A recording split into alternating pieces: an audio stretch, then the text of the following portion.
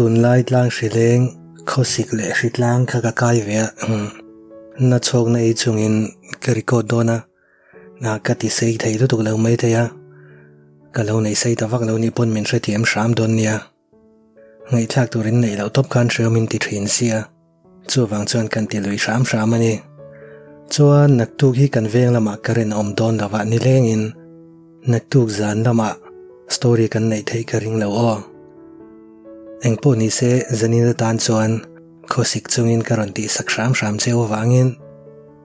damlo chung po karon siar sak cheu hi in lom ve ni chuan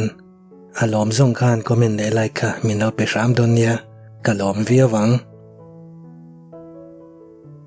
poisa ka momo lai takan ni si khami sol pa wang khan kana ka chan to bok nen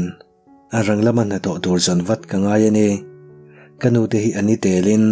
anat na in ataksa ei chezela nikhat lekpo en kol lovin aum theilo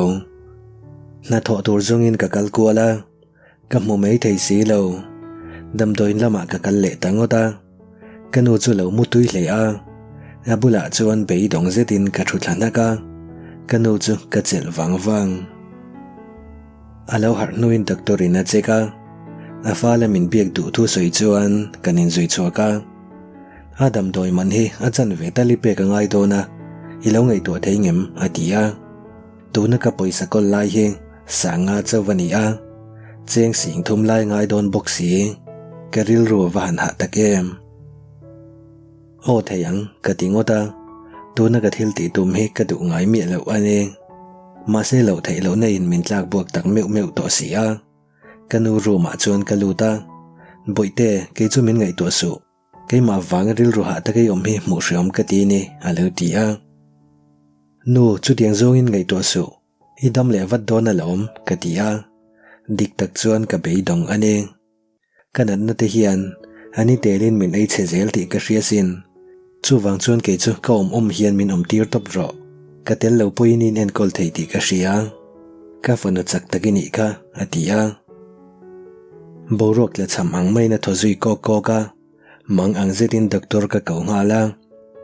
pon lama om ri tura min ti chuan ka chok vata kom le theilo ka vei ton seka ka mang ang tang zet bok doctor alo chuaka a mel ken chu a beidon mel le pui inu hi rang lama en kol vata ngai ni chuti ni lo chuan thlakhat po huna nei tling to lo puisa chu lo ngai to vat la tuna kan en kol na dam doi ai chakhi kan manangai to po to jok don ti ka ril du che ni tuna chuna ziria muthil na dam doin ka chiu meka ala har mai lawang ati zungzunga dam doin chu rang takin ka chu sana ka pi le pu ka pa nu le pa te in lam ka pana ka bei dong to e mani min lo pui du tak mielin ti in ka pan to pa hei lo chu kong ka hre to lo ani dik tak chuan min pui du ka ring lo ka pa nun ti chevek tu ang hialin an nga ya thima se poyan ti lawang ma se ke yan tu nu wang tal po hian min pui du ka ring fana bei sei na chete nei chungin ka pan ta top mai ani anin chu ka thlenga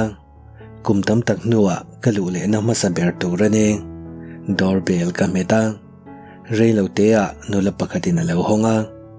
lutura min ti chuan ka lut vata sitting room lam min pan pui ngal zat kapi chu lo oma kapu ero ka mulo thung min mu ain be sei lawang ti ka hria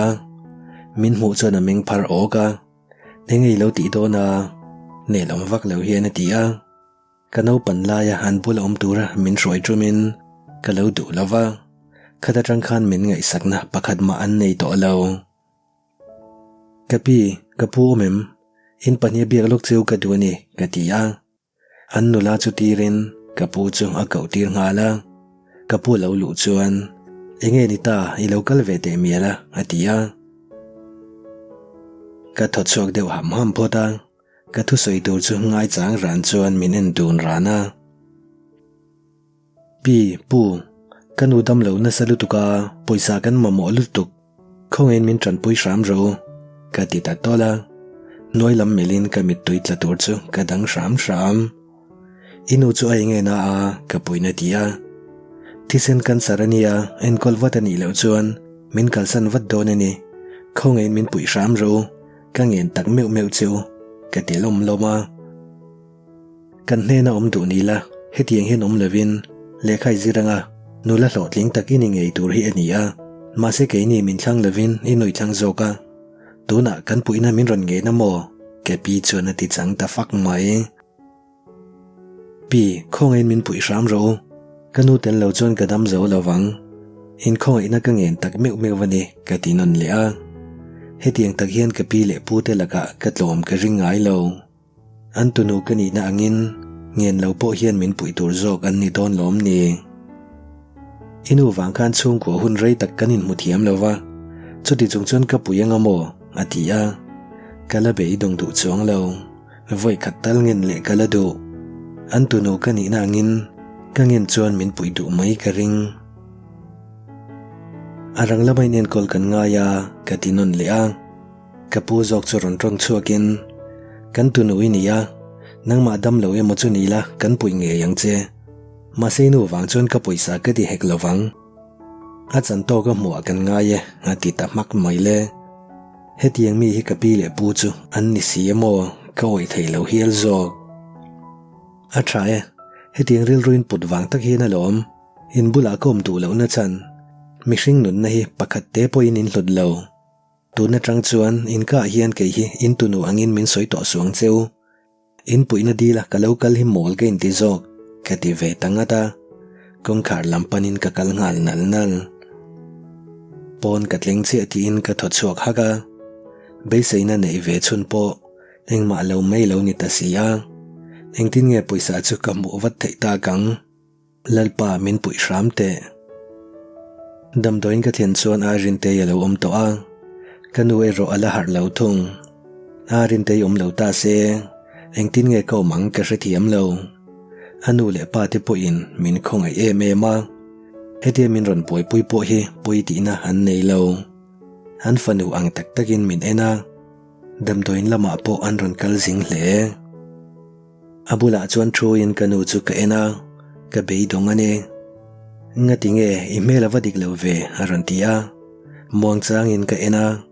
min ngai tu mail zetin min lo en ve ran bok arin te ngatinge har sat na hian min tlak bok reng bik le enge ti sol ka nei bik tra in sum zet chuan ka tia min ran ko angal wata pui chutiang lam zong chuan ngai tu so pathian hian kan that lo na turin engma ron ngai lawania chuan inu chu dam wat do na lom kan tong trayanga trong trai na chang thin tu pathian khan min chang e me mang tin min nem tum takin atia ma se min nem zo mol si lo hi lo mang phut te ti pain poisa tam tham ve fe hi ka kuta aron da mak ti zetin ka en min noi sanga kha kha ka poisa kol sa le kanu le patin min pek belania inu en kol na ni mang don nia avai chu na puru zo don lo ti chu ka ria tle ma zong ero acho ve thayang che atia ai hei chu chi lawang tin pek len le ka tuma ala du to hau lo la ro min pek lei tum chuan i thena min ngai lo ti na niang ba ka hon let le chuan ka chung ten lom hau don lavania atia ka mit tuya ron bohok ka van lom tak ka ti loi rata ka kuta ron hom wang in min ron ena engmani lo ka ko nau nu anginia i hriam ti mele ka mu thei lo ani aron tia kanin ku avong kanu ron hara arin teipo reom to levin na hoa apoisa min pek chung changka kanu ka hrilangem ka hrelo ka ngei to a hrillo chu ka du ta zoka min thla hrung chi ni bok nen nom lawati pa karin wangane doctor moturin ka kala poisa chu ka peya achan ve chawalani poisa tamzo ka mu wata ngai ti ka ria ma se tlem chuan a thoven thlak ta deve kar khat lai liam le to zanlama tho tur po kala zong ve zela ma se wang tak zet thok tu turan mamo em na po min chor du lova naom zia ka hrethiam lo na tho tur ka mamo boxi nen karil ru a ha khop mai dor kan khar fela ke in dam doin lam ka pana ka hnung lama chuan min kautu nomo wangin ka hoi leta palian kha alo neng ama ang bokin amel ane lom lova min mel runa amel ka mu ringot po son ka thinarim ama awangin ka na ka chan pa ang na tho tur dang ka mu tei bok si lo kara hian ron lut ro ati muka ka lu tom lei lo ngai sak du lo chuan kein hera ka kal ngal mak ma se nung lama tanga min choi nol tu wang chuan ham hai zetin ka ena kar lam min pan pui chuan ka tal ngal phat kholai ni wangin ka tal lutuk ngam lo o chu phei chu ka ngam lo le zual kar kong khar chu hongin min da luta akal mak le ngal kar chu kal holin ron lut zuya iloin ngai tu time atia ka soi vek toi mo ka tia eng chu mo shelo der chuan ka tia shelo der su inuin kol nan poisai mamo veo to ni lom ni du thlan turi nei lo ka ta ni bak chu atia aki ai zoi suk bok rum zetin ka lo mel ve thung ka du lo ti chiang takin ka soi ni lom ni chuan min ti boi to su itel lo po hian boi na tam tak ka nei ka tia alo rum shro ka ti thei ngai lo tur ani chu chuan nang hi ka tai ni bok don ati le a zak lo hi ka va han ti tak ita ka ni lawang chuan ka na thona min ban turi lo ti wang po khan ka holu tuk che o na dang ka zong mek ka movat bokang ka mamo lo che ka ti lak laka i chiang chi amo chiang devin ka thu soi lo ngai tlang che nang hian nai mo ha ulawang atia nang hian na ka mu lo nan thil ti nem ni ka lo ti ve tung na ka zong na sa ma se tu man min roi du lo ani kha ani hin rol ti na hani thei mayangem o ingai tu na ka adik chia nang hian ka bula lo nai mu don ho lo tunge ka ni chu hi hriat chian ka ring poisak nei lo mel zet hian atia amai ben sok tluka chak ka nei lo nang ram hoi pa eng wanga min ti boi rengei ni kala ka tang hian ngei du ka ti ven tuara chiang zeta min ron en chung hian anui zoi suka ka du chui hriat chian kha ati sup rum zetin ka mela ani pon min mel let ve ron bok ke in rum zeta ka mel lain ani ero chuan mit meng ne lom lo zetin min mel thung thok bo ro tilar chungin ka chuaka damdoin lama kal lok ka tum nen khami sol pa wang khan ka kalman tangang lo ani restaurant lama chuan ka kala ka tlai lo love order kala a ka pek zo nu de uloka restaurant chunga lo pen lut te ka mu chuan min mu man lau zetin ka kal son ngala ka bial pahlui lian sanga ani kanin ngai zon lai khan ka du em ema ani pon min du ve viavin ka hre thin ma se min lo kop ringa ka hriat chu khan kana em ema ma se kop ni ka du lo wangin ka kalsan kha ani a chuan tuna mai cheron roi so min kop nu ka ani min musit em bok min muang ti mol chu ka lawa ka melan mu lo nan ka samin ka in liatlat bok customer te itur ka va pek don chuan mi pakhat nen kanin suwa ka thil ken chu ka ti bota vek min ron kai thau ngal thuaya ngai dam ka dil ngal mol mol a fel lova engmani lo thu soi ngal vata ma se restaurant haron chol zong zong mit chu ka chung a fo vek ti ka ria hoi po ka hoi chu ngam to lo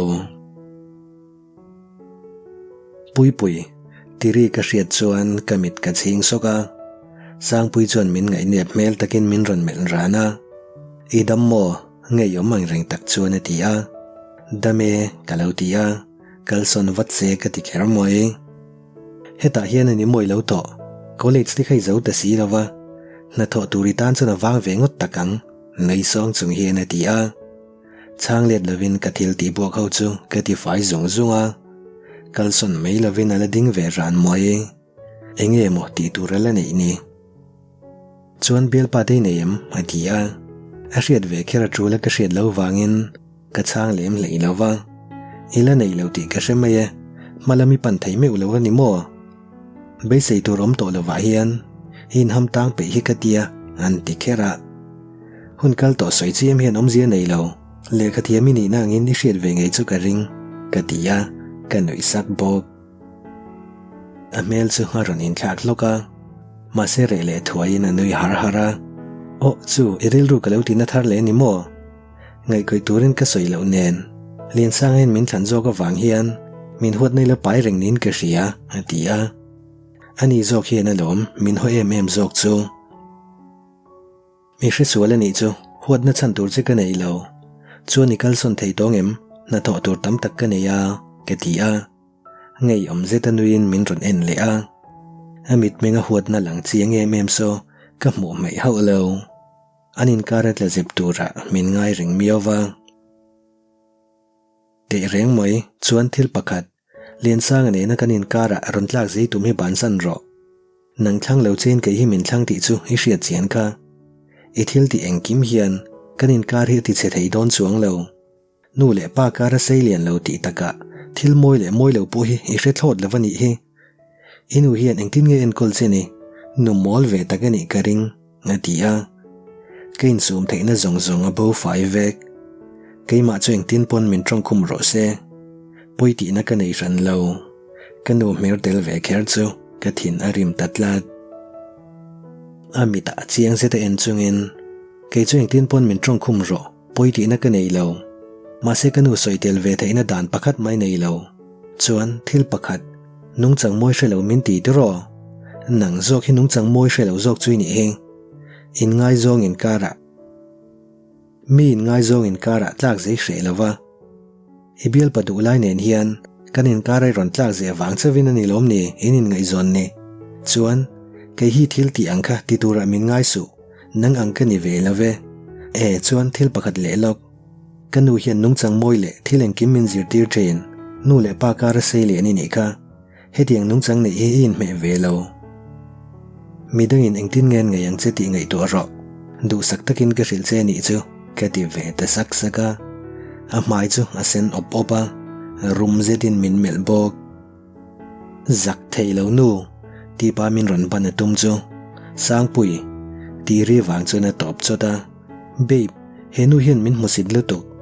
ti pai na o ma chu na beya ain sut ngal shrai bok enga tan ma ka ngai lave pui dam mo len sang a chu na tia chan po ka chang pe lo kan kal phot mayang nom lo ti mel de vena tia anin zui chok ta ngala sang pui chuan rum zetin min ron mel le ta ram ka lo nui sak thung na ka thok le mol mola kan boy ta phiana ka phone ri po ka ngai sak man lo boy zola re nu chuan ka phone ka ena arin te in voice om ni chom min lo call chu ni in kanu a om puya thil thala wa thleng ani ka ring ngala ka call back ngal wat re rik mai na ron la pui local wat ro nu te din huna thalo wania iron tia manager bula chuan soin damdoin lamchu ka pan ngala damdoin ka then chuan arin te chu ngaron tlan loka thilom dan chu nga soi zong bok kanu chu thi senin a lo luaka a tho ha bok hi a lo ni a ka lau thong tak zet kanu chu an chek meka ka khur ru dar thei doctor a lo chu chuan pui inu hi ranglama ze ngai don ani chuan puisa lo ngai tu ala a rang thei ang bera zei kan tum don nia ati le ta kanu room a chuan kan luta engma shelovin a lo mua ngoi rengin ka thu char arin te nen po kanin belo thu chukin arin te bula kanu lo umpui turin ka cha pon lama ka chuak ngal tuna ka thil ti tum he a thabirem ka relo ma se kong dang ka nei to lo ane damtoin ko ta chon ka ding wangwanga ka ngei tuna ka thil ti tur he thil di ka ni lo ti ka ria ma se kong dang ka nei to lo kanuin min kalsanai chuan ka ti thei chun he ti ka du zok ka phone hum lai chu ka metenga palena phone number ka met chok ngal zat karil ru ko thak mai in ka call ta ngala ala kun chu ka lo ngai chang ran ala har phian le ngala a ring ral ta thak ka ti non le ala to don lo emo ka ti nuwa ala ve ta shame awo ka ria rol chuan ka soi tur zong abo vek ni main ka ria mu se ka du ka ti ngal to nga anui ri suk chu ka riat mai lo kher mai kaina min ron mu ro hatia phone da ngal mak ka phur lo kher mai taxi chu ka phar dinga ka lu ngal wat bok ka du na ka soya kan plan chuk zui ta ngala ka kot chu ka sik neu newa ka hu phurani hetiang thil ka ti don ti ka nuin ria se chu alom don lo mai ba ka aril runa don ti ka ria chu wang chu na hre chuak tur ani lo hrim hrim tu manan hre chu ka du ngai lawang harin tei bula po ka soi thei lawang kan khenga fer ka pek nuwa amwang changin ka chuaka kota chuan dingin ka main lian zet chu ka thira len le mai ka du utut ma se thil thei ani si lo in lampan chuan ka kala kong ka loin hona wang chuan ka lut wata i lo thleng thei mo tiri ka hriat chuan ka puna salutok ka zuang zok lo chau ani single chair lian puya hian a lo thua bop pa khokher bok ane lom lo lu ani mai chiang zetin min ena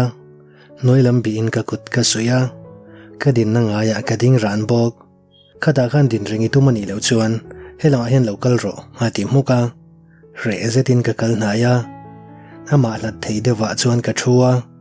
alam kala hoi chuang lo chuan eng thila momin moi du chu atia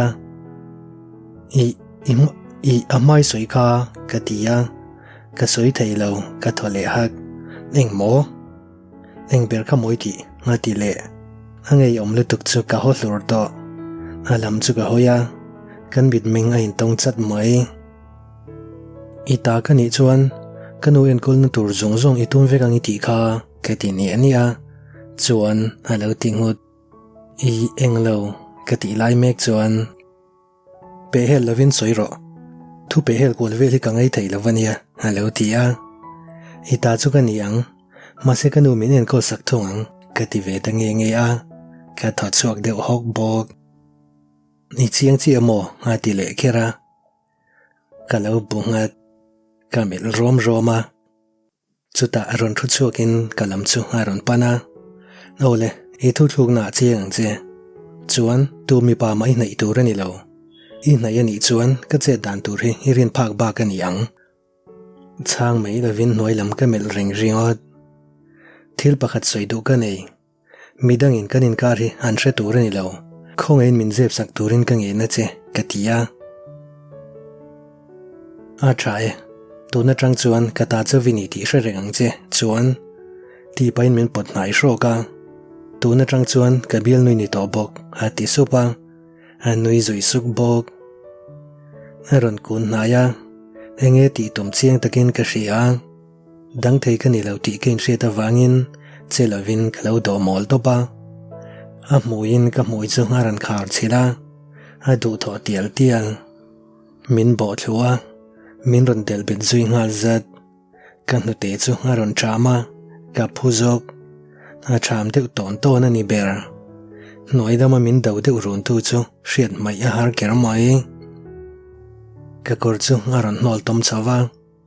a kut long chuan ka dul chu a zut riek rieka ka mur deuh chem chem thei ka mul thi te a ding sung sung hialin ka ria a kut chu ron san chho zelin ka nu te chu a ron khoi ta ka nu te hi a lian em lova a hum bo vek ni main ka ria a rum deuh ngut nguta min fo na chu thain ka ngong te chu a ron fop kol dan dana ka chung lama hian zamer mer omin ka ria avan poi chang tu nu te lian lo chu nu te lian deuh hi an sexy bi ga sin mole eng po ni se chiar phudang o kan fiam thu ve lo ka ni kha kan nu te mur chu a rol deuh no nova ka ir ve la fo pa za ka ti chu ka lo tal deuh aya ngit le zolin min ron chel bet kan nu te khoi na kut chu ala sona kan nu te chu a ka lum ham chuan ron muam ka lo tho hak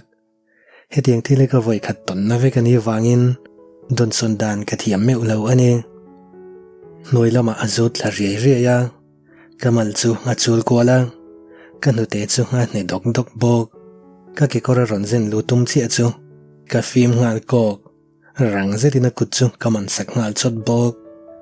a ron hoi chuaka a mai chu a sen trula a mit menga chuan ti sa chak na sa tak ka mu thei ani a chang tu pa hi te lom mel anu te lian vak lo ti chung hen a play na sa don riau mai a ngei nom do ne a phu rom he tiang he hun kala mamo ni ka ti loi ra ta ka ma chuan a mai a phum wanga anu de wa chuan thau chuakin a thut na nga ya chuan a va chuwa a mel chu pa ngai le vek to bok ma se a kap por lu chu ka mu mai lo ker mai tu na ri chuan ka nor lui lawang che ma se kein sum thei ring don ho lo ti chu hi riat ka ring nang hi ka tai ni to a ka thu soi chau yoi bok tu ra ni mi padang nei phal ani lo in nei ni chuan rem nei mu zelang atia ati mai lo ti amela alang chiang hle bok soidu pakhat ka nei ka ti sepa amit ka waron san ak na tholo top chu ka thei don lova chu wang chun namin pero ka tia na mel chu chiang takin ke ena thil ngai to ti hriat takin a malam chu ding takin a mel ngura kaina hian nai thokang na dangi thok ti ka ria ban sa nang che ka ne na chawi thok tur ani atia karil ru boi damap mai kana thola hi ka ban san ngut theilo soilok lo phei chuan an lo boi vak thei ve tat ani soilok lo chuan ka ban san ngut theilo wani ka ti hala ole kar khathun ka peng che zan lama kaina yom thung tur ani atia aina hian ka riek don ti nem ni lo ka theilo wang kanu ompui ka ngai I kanu ompui ka nga ya ka ti ni ani a chuta haran kiai sok zan lama yom don ka ti chawalom ni riek ker lawang ma se ka du chu ti ka thul don ho lo ti riala atia a soidane trang chuan ka riek don emo ka lo tia ka zak lu tuk chu ka sen tron nge in ka ring ka lom lu tuke pu Alex ka tia a room te ngut boyi mani bil pati tiang khanem nen kau thin atia room zetin kamel engtia kau ngei du ka lo tia babe emo duat ti du zok in min kau theyang ati chon ka lu ka thing nak chu tianga kau chu ka du te lo mai Alex ka ti meng che